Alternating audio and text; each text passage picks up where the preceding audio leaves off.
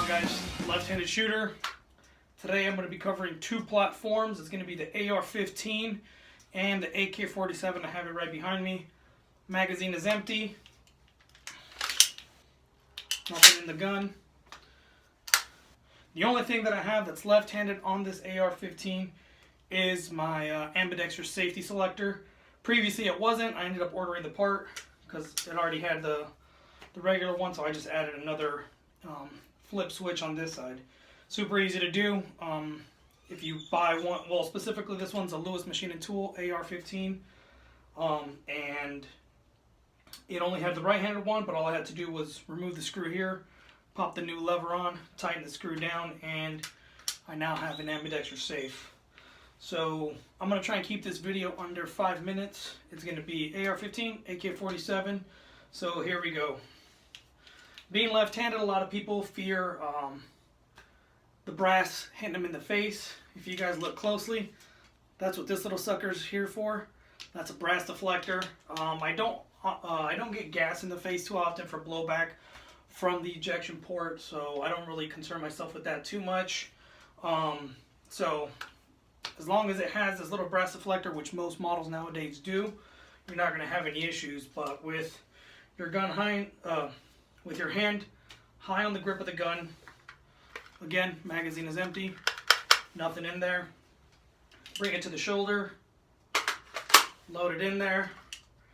I will sometimes do it this way to load around, or you can learn to reach over, it doesn't matter which way you reach over, as long as you're reaching over with your right hand. Or obviously if you're not in a shit has already hit the fan situation, you can bring your hand off the grip, charge it with your left hand, bring your hand back, high grip, and proceed to, you know, if you're on the range, get comfortable, do whatever you need to do. If you run dry on the gun, being left-handed, usually for a righty, trigger finger would be right here, gun's on safe, push the button, and load it into fresh mag with this one. But being left-handed, we have to do it backwards. So for us, it would be push button. If you're in a tactical situation, and I'm not, you know, in training, in real life, push the button, let the mag go, don't worry about it, let it fall. You're not retaining it. Grab another one, bring it up, and what you're going to do is use that trigger finger and smack that paddle right at the top, that bolt release handle. Smack it as hard as you can with your trigger finger, send that bolt home. If you need a freaking brass check, hold on. If you need a brass check, you can brass check it there. That's about it. Nothing to it. Just learn to manipulate it in that manner. It's not too difficult to do. So that's the AR-15. If you guys have any questions, comments, or anything, leave them below in the video and I will go ahead and answer them. I usually like interacting with my followers, subscribers. So next is the AK-47. So I feel like being left-handed, we have a slight advantage on an AK-47, but it's not going to be too great. Before I get started, mag is empty, gun is empty, there's nothing in there. This one for me actually came with a safety selector that I can actually lock the bolt to the rear. There's a little notch right here. So I'll leave the safety off for now because that's the only way. Well, actually no. I can do it with the safety on. So being left-handed, if you're shooting, bring the gun down, lock it in. There's these little lips on AK mags. Lock it in. Hear that snap? That means the magazine is seated properly. Proceed to rack a round in, and if you're firing, runs on empty. Obviously, for those of you that don't know, AKs, when they run on empty, they do not lock back to the rear. So you're just going to hear that audible click, and you'll know that you're out of ammo. From there, smack this magazine out, bring another one in. If it wants to cooperate with me, there it clicks in, charging handle back, and get the gun back in the fight.